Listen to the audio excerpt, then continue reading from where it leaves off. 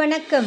கலாம் ஆண்டு 6 மாதம் 4 நாள் 25 வியாழக்கிழமை பிப்ரவரி 5 2026. இன்றைய நம்பிக்கை செய்திகள்.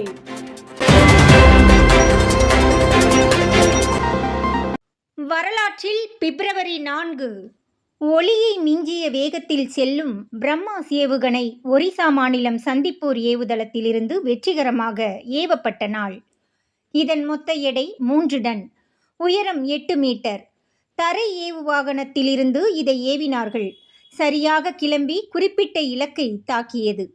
இதை தரையிலிருந்து மட்டுமல்லாமல் கப்பல், விமானம் ஆகியவற்றிலிருந்தும் ஏவலாம். தமிழக விஞ்ஞானி டாக்டர் சிவதானு பிள்ளை இதன் திட்ட இயக்குனர், ப்ராஜெக்ட் டைரக்டர் என்பதும், அவர் நல்லூர் வட்டத்தின் மீது மிகுந்த நம்பிக்கை கொண்டவர் என்பதும் குறிப்பிடத்தக்கது.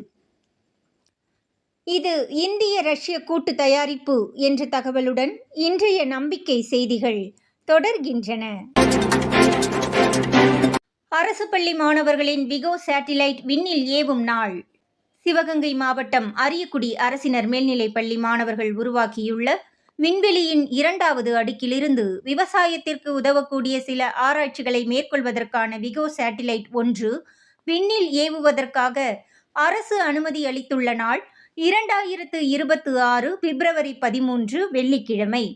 சில மாதத்திற்கு முன்னமேயே மாணவர்கள் விகோ சேட்டிலைட்டை விண்ணில் ஏவ தயார் நிலையில் வைத்திருந்த போதிலும் ஜனவரி 26 குடியரசு தினத்தை முன்னிட்டு விண்ணில் செலுத்த அனுமதி கிடைக்கவில்லை. இப்போது இந்த அனுமதி கிடைத்தவுடன் மாணவர்களும் பள்ளி நிர்வாகமும் உற்சாகமடைந்துள்ளன. விகோ சேட்டிலைட்டை விண்ணில் ஏவும் ஏரோஸ்பேஸ் லான்ச் இந்தியா நிறுவனத்திற்கான பணத்தை வழங்க அக்னி ஸ்டீல்ஸ் நிர்வாக இயக்குனர் தங்கவேலு அவர்கள் தயாராயிருந்த நிலையில் தி சென்னை சில்க் ஸ்ரீகுமரன் தங்க மாளிகை நிர்வாக இயக்குனர் விநாயகம் அவர்கள் பொறுப்பேற்க முன்வந்தது குறிப்பிடத்தக்கது. மேலும் மாணவர்கள் இத்திட்டத்தை பற்றி சந்திராயன் வெற்றிநாயகன் டாக்டர் மயில்சாமி அண்ணாதுரை அவர்களிடம் நல்லூர் வட்டம் மாணிக்க மாணவர் இணையவழி கூடுதலில் விளக்கி கூறி அவரது பாராட்டுக்களை பெற்றுள்ளதால் டாக்டர் மயில்சாமி அண்ணாதுரை அவர்களே இந்நிகழ்வில் சிறப்பு விருந்தினராக கலந்து கொள்ள வேண்டுமென அவரை தொடர்பு கொண்டு வருவதாக அம்மாணவர் குழுவின் பொறுப்பாளரும் சாதனை மாணவர்கள் துறை மாநில பொறுப்பாளருமான விஷ்ணு தெரிவித்தார். பள்ளி தலைமை ஆசிரியர் பிரிட்டோ அவர்களின் அழைப்பிற்கிணங்க நல்லூர் வட்டத்தின் மாநில பொறுப்பாளர்கள் இதில் கலந்து கொள்ளவிருப்பதாக நல்லூர் வட்டத்தின் சிவகங்கை மாவட்ட பொறுப்பாளர் சாந்தகுமாரி தெரிவித்தார். நம்பிக்கை செய்திகளுக்காக சென்னையிலிருந்து தயாநிதி. உலகில் அபாயகரமான நிலையில் தண்ணீர், ஓர் எச்சரிக்கை தகவல். ஐக்கிய நாடுகள் சபையின் அறிக்கையில் அதிர்ச்சி தகவல். உலகம் தண்ணீர் திவால் நிலைக்கு தள்ளப்பட்டிருப்பதாக ஐக்கிய நாடுகள் சபையின் அறிக்கை அதிர்ச்சி தகவலை வெளியிட்டுள்ளது. தண்ணீர் திவால் அறிக்கை. ஒரு நபர் தன்னுடைய வருமானத்துக்கு அதிகமாக செலவு செய்யும் போது அவர் பொருளாதார சிக்கலில் வீழ்வது இயற்கை. இதனை அவர் திவாலாகிவிட்டார் என்றும் சொல்வார்கள். அதுவே நீர்வளத்திற்கு நடந்தால் சற்று யோசித்து பாருங்கள். கடந்த சில 10 ஆண்டுகளாக இயற்கை வழங்கும் நீரை விட நாம் சுரண்டிய நீரின் அளவு பல மடங்கு அதிகரித்துள்ளது. இது தொடர்பாக ஐக்கிய நாடுகள் சபை வெளியிட்டுள்ள உலகளாவிய தண்ணீர் திவால் அறிக்கை நிலத்தடி நீர் வற்றி வருவது மற்றும் மாறி வரும் பருவநிலை மாற்றத்தால் ஏற்பட போகும் சமூக பொருளாதார பாதிப்புகளை விரிவாக பட்டியலிட்டிருக்கிறது. இந்த அறிக்கை வெறும் தண்ணீர் தட்டுப்பாடு என்பதை தாண்டி நாம் மீள முடியாத ஒரு பேராபத்தில் சிக்கியுள்ளோம் என்பதை உலக நாடுகளுக்கு உணர்த்தியுள்ளது. மேலும் இதனை வெறும் எச்சரிக்கையாக மட்டுமில்லாமல் மனித குலத்தின் வாழ்வாதாரத்திற்கான அபாய சங்காகவும் ஊதியுள்ளது. 70% நிலத்தடி நீர் ஆதாரங்கள் அப்படி என்னதான் அந்த அறிக்கையில் தெரிவிக்கப்பட்டுள்ளது என்ற கேள்வி உங்களில் பலருக்கும் எழலாம். அதில் பெற்றுள்ள முக்கிய அம்சங்கள் வருமாறு. உலகில் 20 பெரிய நிலத்தடி நீர்நிலைகளில் 13 நீர்நிலைகள் மரண நிலையில் இருக்கின்றன. குறிப்பாக இந்தியா, சீனா மற்றும் அமெரிக்கா. அமெரிக்காவின் கலிபோர்னியா பகுதிகளில் நிலத்தடி நீர் மீண்டும் ஊற்றெடுக்க வாய்ப்பே இல்லாத ஆழத்துக்கு சென்றுவிட்டது. மழை மற்றும் பனி உருகுவதன் மூலம் இயற்கையாக கிடைக்கும் நன்னீரின் அளவை விட நாம் பயன்படுத்தும் நீரின் அளவு பல மடங்கு அதிகரித்துள்ளது. நாம் இயற்கையின் சேமிப்பான நிலத்தடி நீரையும் பனிப்பாறைகளையும் வேகமாக செலவழித்து வருகிறோம்.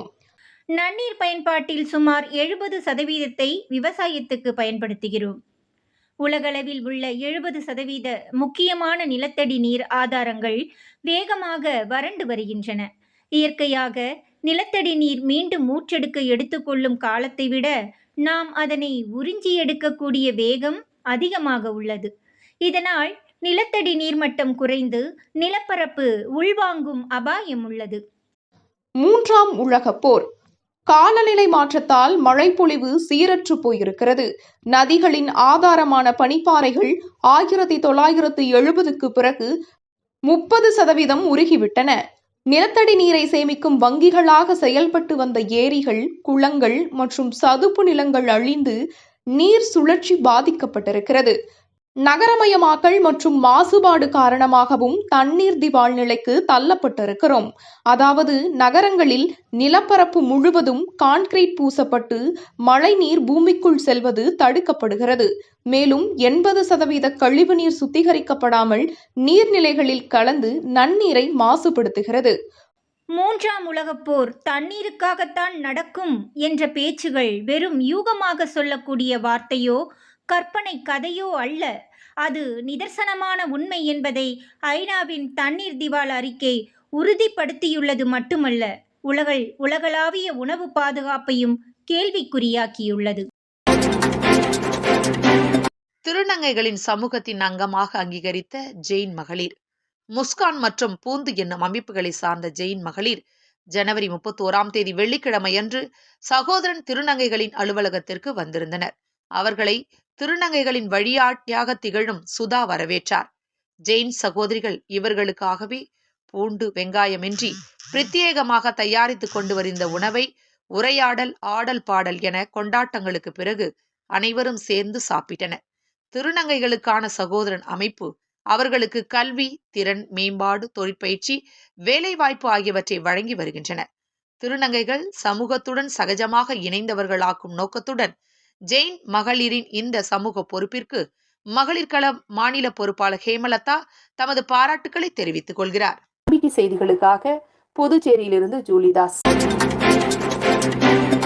அகத்தின் அழகு முகத்தில் தெரியும் என்ற பழமொழியை மெய்ப்பிக்கும் வகையில் இன்று காலை சென்னையில் நடைபயிற்சி மேற்கொண்ட தேனி மாவட்ட பொறுப்பாளர் துரை பெரிய கருப்பன் அவர்களை சாலை ஓரத்தில் தனது கனரக வாகனங்களை நிறுத்தியிருந்த ஓட்டுநர்கள் திரு ஏகாம்பரம் மற்றும் கிருஷ்ணன் அவர்கள் அழைத்து பேசியுள்ளனர். இங்கே அருகில் ஏரி கரையோரம் வயதான ஒரு முதியவர் இடுப்பில் அடிபட்டு குப்பைகளோடு குப்பையாக இருக்கிறார். தினமும் அவருக்கு நாங்கள் உணவு வாங்கி தருகிறோம்.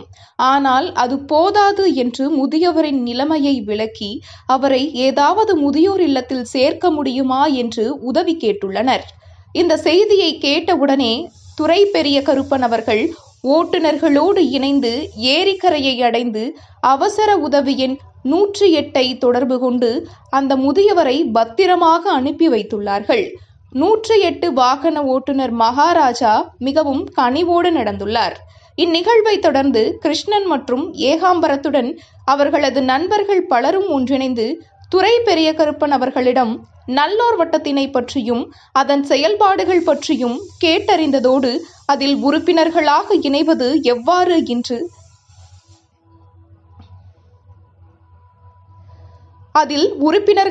இணைவது எவ்வாறு என்று வினவியது இன்றைய நாளின் பேரின்பம். செய்திகளுக்காக சேலத்திலிருந்து சி. ஹரிஸ்வேதா. இத்துடன் இன்றைய நம்பிக்கை செய்திகள் நிறைவடைந்தன.